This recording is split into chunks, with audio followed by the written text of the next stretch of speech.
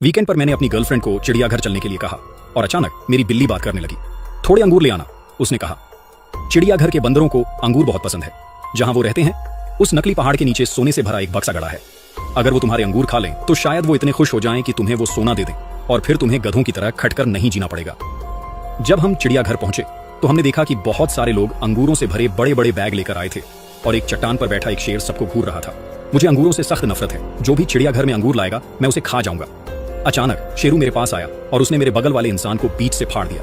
उस दिन मेरी गर्लफ्रेंड ने बताया कि शहर के उत्तर में वो चिड़ियाघर इसी वीकेंड खुला था और उसने सुना था कि वहां बहुत से दुर्लभ जानवर हैं। उसने मुझे वहां ले चलने की जिद की और मैं तुरंत मान गया। मेरी गर्लफ्रेंड को मैकाक बंदर बहुत पसंद है, इसलिए मैंने उसके लिए आड़ू का एक बड़ा बैग रख लिया ताकि वो बंदरों को खिला सके। लेकिन जब मेरी गर्लफ्रेंड वॉशरूम गई तब मुझे अचानक अपने बगल से एक जम्हाई की आवाज सुनाई दी और फिर वाह की आवाजें आने लगी। थोड़े अंगूर ले चलते हैं। मैंने सुना है कि चिड़ियाघर के बंदरों को अंगूर बहुत पसंद है और जहां वो रहते हैं उस नकली पहाड़ के नीचे सोने का एक बक्सा रखा है। अगर वो हमारे अंगूर खा लें तो शायद खुश होकर तुम्हें वो सोना दे दें और तुम इस गधों वाली जिंदगी से बच सको। मैं हैरानी से घूरने लगा।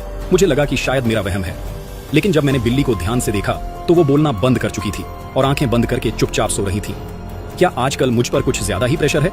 मुझे अब वहम भी होने लगे हैं। लेकिन फिर मैंने सोचा, अगर सच में चिड़ियाघर में सोना हुआ तो मेरी गर्लफ्रेंड और मैं अभी के अभी शादी कर सकते हैं। इसलिए घर पर बचे हुए कुछ अंगूर मेरी गर्लफ्रेंड और मैंने साथ रख लिए। मैं पास की एक फलों की दुकान से कुछ फल खरीदना चाहता था, लेकिन अजीब बात थी, दुकानों पर सारे अंगूर बिक चुके थे। मैंने खुद पर हंसते हुए एक आह भरी। शायद सच में मेरे सिर पर पैसों का भूत सवार था। इसलिए मैंने बस कुछ केले और आड़ू खरीदे और अपने बैग में रख लिए। नाश्ते के बाद हम चिड़ियाघर के लिए निकल पड़े। एंट्री गेट पर सिक्योरिटी चेक पॉइंट के साथ साथ एक लंबी लाइन पहले से ही लगी हुई थी। वहां मौजूद लोगों की भीड़ को देखकर मेरी आंखें फटी की फटी रह गईं। उनमें से ज्यादातर लोग अंगूरों के बड़े बड़े बैग लिए हुए थे और उनकी आंखों में एक अजीब सी एक्साइटमेंट और लालच साफ दिख रहा था। हर कोई एक दूसरे को शक की नजरों से देख रहा था, जैसे कि वो कोई बहुत बड़ा खजाना चुराने वाले हों। क्या ऐसा हो सकता है कि मेरे अलावा बाकी लोगों ने भी उस बिल्ली को बात करते हुए सुना हो? लेकिन वो सफेद बिल्ली तो हमेशा से मेरे घर पर ही रही है। उन लोगों ने उसे कैसे देखा? मैं थोड़ी देर खुद से ही बड़बड़ाता रहा। फिर लगा कि ऐसा होना नामुमकिन है। इस पूरी बात में कुछ तो बहुत अजीब था। अगर सच में सोना होता भी तो वो मुफ्त का पैसा होता और हो सकता है इसके लिए मुझे कोई बहुत बड़ी कीमत चुकानी पड़ती। मैंने इस बात को भूल जाने का फैसला किया। जब मेरी गर्लफ्रेंड चाय लेने गई तभी एक लड़का आया और उसने मेरे कंधे पर हाथ रखा। राहुल, क्या तुम मुझे पहचानते हो? मैं तुम्हारी यूनिवर्सिटी का सीनियर हूँ विक्रम। उन लोगों को देखो, जरूर उन सबने भी कल रात उस सफेद बिल्ली को बात करते सुना होगा। क्या एक सफेद बिल्ली? विक्रम ने इधर उधर देखा और मुझे भीड़ से खींचकर दूसरी तरफ ले गया। कल रात करीब 12 बजे मैं अपने दोस्तों के साथ एक बार गया था। घर लौटते समय मुझे एक बहुत ही प्यारी सफेद बिल्ली दिखी। उसने अपना सिर मेरे पैरों से रगड़ा और बोलने लगी।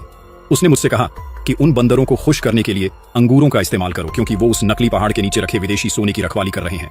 अगर मैंने उन्हें खुश कर दिया तो वो मुझे सोना दे देंगे। मैं नशे में था और सड़क पर लड़खड़ा रहा था। मुझे लगा मेरा कोई वहम है। मुझे ये बात मजाक लगी, लेकिन देखो कितने सारे लोग अंगूर लिए हुए हैं। इसका मतलब है कि उन्होंने भी मेरी तरह उस बिल्ली को देखा था। सोने से भरा पूरा एक बक्सा। अगर सच में वो हमारे हाथ लग जाए तो हम लखपति तो बन ही जाएंगे। उफ, ये मेरी ही गलती है जो मैंने इसे अपना वहम समझा और कोई तैयारी नहीं की।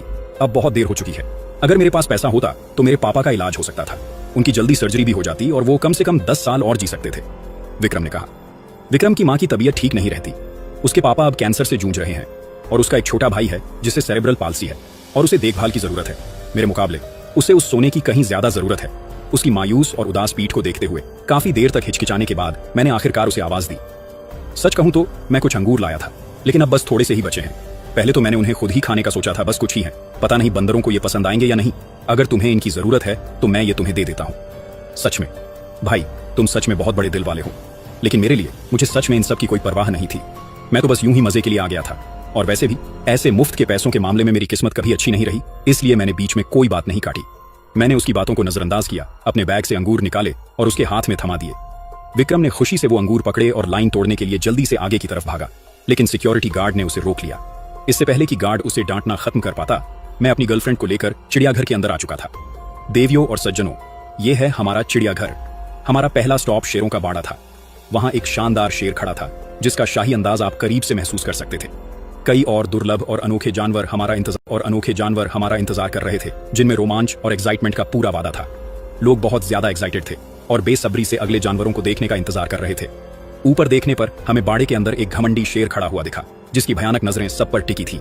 जैसे ही हमने शेर को देखा, वो अचानक एक अजीब सी हंसी हंसा। वो एक इंसान की तरह खड़ा हो गया, सबके सामने आया, अपना सिर बाहर निकाला और जोर से दहाड़ा। उसके नुकीले काले दांत दिख रहे थे और वो बहुत गुस्से में लग रहा था। अगले ही पल वो अचानक इंसानी भाषा में बोला, मुझे अंगूरों से सख्त नफरत है। जो भी इस बाड़े में अंगूर लाएगा मैं उसे खा जाऊंगा।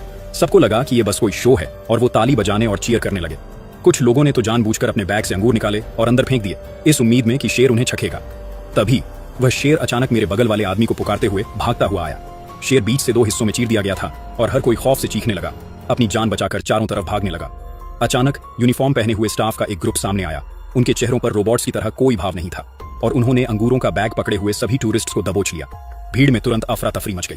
बचाओ, ये शेर सच में बोल सकता है, मेरी मदद करो, मुझे मरना नहीं है। जूकीपर कहाँ है? मुझे कंप्लेंट करनी है, खून हो रहा है। चिड़ियाघर में अंगूर लाने में क्या खराबी है? तुमने कहीं नहीं लिखा था कि अंगूर लाना मना है। उस शेर की नजरें भयानक तरीके से टूरिस्ट्स पर घूमी और उसने एक खौफनाक हंसी हंसी। मैं इंसानों की इस लालची फितरत को अच्छे से समझता हूँ। तुम लोग अपनी किस्मत आजमाना चाहते हो और हराम का पैसा कमाना चाहते हो, लेकिन मुझे अंगूरों को देखकर ही उबकाई आने लगती है। क्या तुमने बाहर लगा वो पोस्टर नहीं देखा जिस पर लिखा है कि शेर को देखने के लिए अंगूर लेकर ना आए? जब तक तुम लोग चीखोगे, चिल्लाओगे नहीं और तमाशा नहीं करोगे, मैं तुम्हें साबुत निगल लूंगा और तुरंत मौत दे दूंगा, वरना ये बहुत दर्दनाक होगा। टूरिस्ट्स आज घूम घूम कर थक चुके थे और काले भालू का बाड़ा और बाकी की चीजें फिलहाल बंद कर दी गई थी। हर कोई रात भर के लिए सिर्फ होटल में आराम कर सकता था और चीजें फिर से खुलने पर वो हमें आगे की जानकारी देने वाले थे। मेरी धड़कनें तेज हो गई थी और मेरा बुरा ख्याल और भी गहरा होता जा रहा था।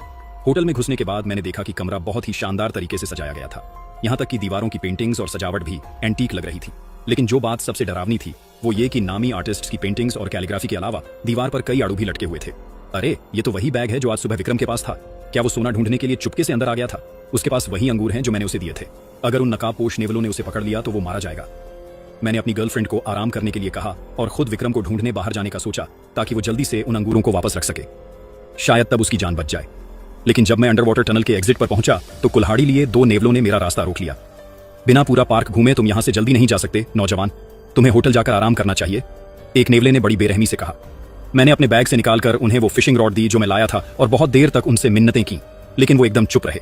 उनके चेहरे पर एक खौफनाक सख्ती थी। मुझे घर पर कुछ काम है और बाहर जाना ही होगा। तुम लोग मुझे ये क्यों नहीं बता देते कि मैं यहाँ से कब जा सकता हूँ? नेवलों ने एक दूसरे की तरफ देखा और बिना कुछ बोले बस मुस्कुराने लगे। मुझे बहुत ज्यादा बेचैनी हो रही थी। मैंने अपनी बाईं तरफ गार्ड पोस्ट पर नजर डाली और डर से कांप उठा। मैं पलटा और वापस होटल की तरफ भागने लगा। ये बहुत भयानक था। वो नेवला बिल्कुल इंसान जैसा दिख रहा था। जब मैं वापस कमरे में पहुंचा तो मैंने देखा कि मेरी गर्लफ्रेंड वहां नहीं थी। उसने एक नोट छोड़ा था जिसमें लिखा था कि उसे घर जाने का कोई रास्ता ढूंढना ही होगा और वो इसके लिए माफी मांगती।